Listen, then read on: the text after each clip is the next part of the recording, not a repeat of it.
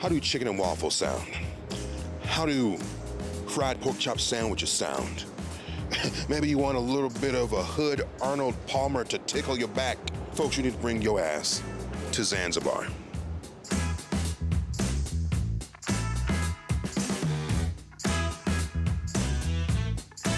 My name is Harold Childers. I work for Zanzibar's downtown Cleveland. We have some of the finest soul food in the city of Cleveland. Like our fried catfish, go hard with mac and yams. My favorite dish on the menu, our soulful pasta. See, our soulful pasta is so good. Now guys, listen, I ain't gonna lie to you. It made me go home and slap my mama, but she wasn't mad at all. No, she wasn't, because she came down here and had it herself. My mama, she slapped me back. This is the purple rain. And no, your eyes do not deceive you. You have your grape Kool-Aid, or as we call it in the hood, purple drink, on top of a bed of lemonade, if you will. Think of this as like a Houde Arnold Palmer. Let's go in for the first sip. Let's see what we got. Let me mix it. Hold on. I'm about to bust one off rip. Let's get the full effect. A densely sweet lemonade on top of that tartness of the grape Kool-Aid. Sounds like the most basic concoction in the world, but you get the taste together, and it's literally the perfect drink. It's refreshing, it's tart, it's sweet, it's a quencher. Can't say anything else about it. So we got our smorgasbord of items here. We got chicken and waffles with the little mini bite-sized waffles, seasoned chicken, and El Gratin potato, if you will, right there. Fried green tomatoes, a southern soul food staple. My waitress said I had to get the gumbo. You see your veggies, your holy trinity in there with your sausage, a little bit of fried okra, I believe, right there. You know, my big back had to get a fried pork chop sandwich like Mama used to make on a Sunday night.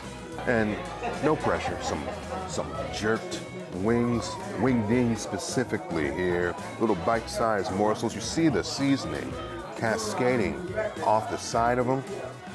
It's gonna get cracked in here just a little bit.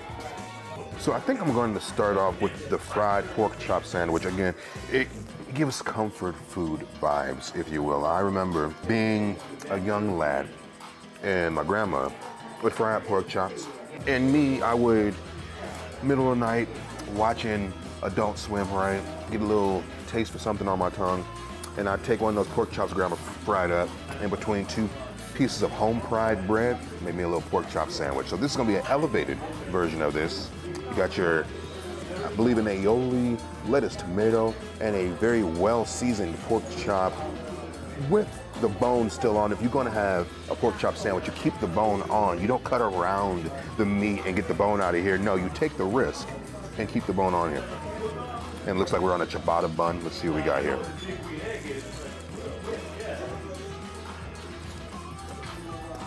It tastes like my childhood. A crispy pork chop with that soft ciabatta bun. And then on top of that, your basic no frills, lettuce, tomato, mayo. It's comfort food 101. Pop into these jerked wings now. Wing dings. You get the option of getting the whole wing or the wing ding, of course. There's just something more enticing about the added finger food element of a wing ding, you know, compact, easy to manage, right? Remember, it's not about the size of the boat, it's the motion in the ocean. I don't even know if that was an appropriate analogy, but that's what we're gonna rock with. Let's see what we got. There's a sweetness I didn't expect. It's almost like a mixture of a jerk seasoning, Old Bay, sprinkled with sugar as well. It's really not what I expected. But that said, aside from it being salty as shit, this is a tasty bite. The meat inside is tender, flavorful, and it's super aromatic too. You taste every spice. Super good. Next, we're gonna hit up this chicken and sausage gumbo. I'll try to get a little bite of everything here. got that, what I believe is andouille sausage. Again, that holy trinity, the peppers, the onions, the celery. I'm gonna go in right here, big back bite, we're gonna see.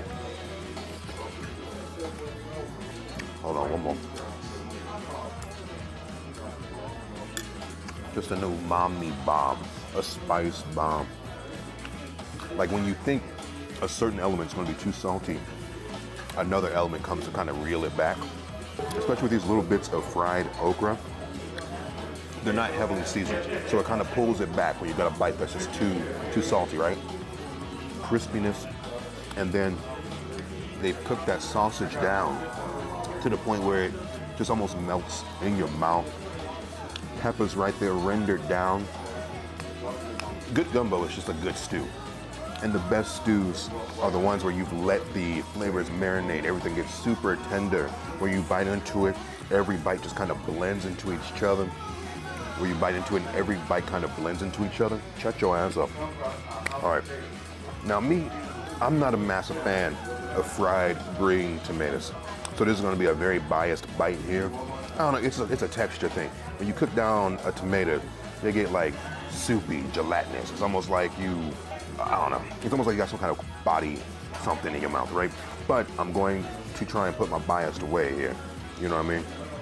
Because it's some of the best in this city. That's what I hear. I hear about Zanzibar's fried green tomatoes specifically. So we're gonna drip some of that on there. Oh yeah. Going.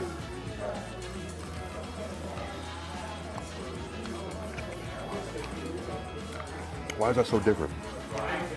There's some firmness to this tomato. Maybe it's a freshness thing.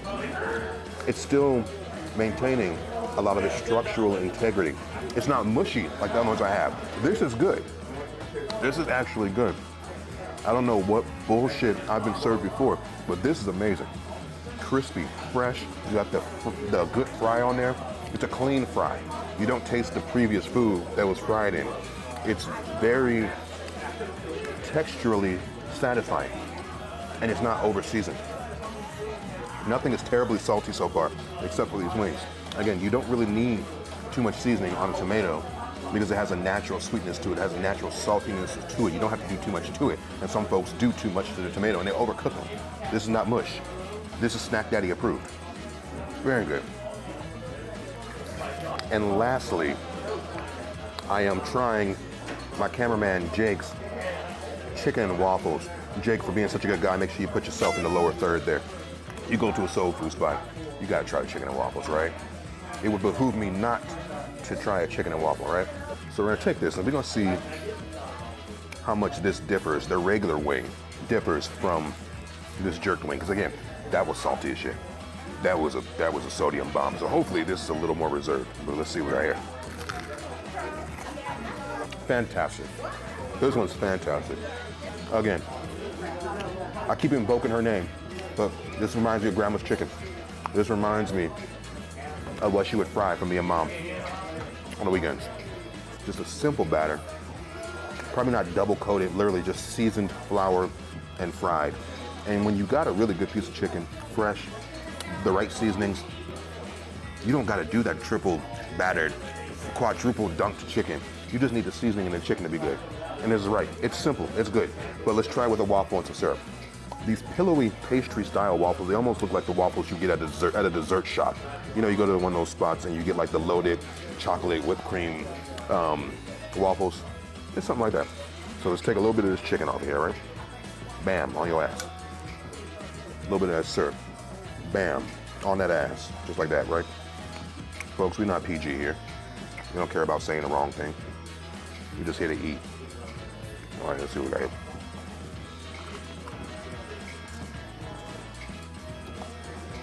Motherfucker, it was instant.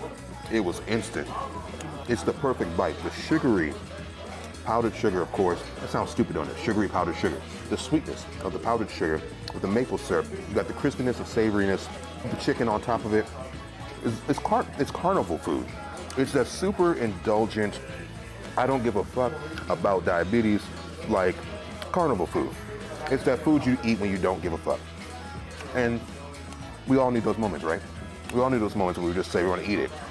Screw the calorie count, we're gonna just eat it. I dig it. So your snack daddy is pleased. I got my doggy bag to go. I'm gonna be eating high on the hog for the next couple of days. Folks, let me know where you want me to go next. Make sure you like, comment, subscribe. Follow me on all the other social medias. I've been me, continue to be you. I love you. See you soon.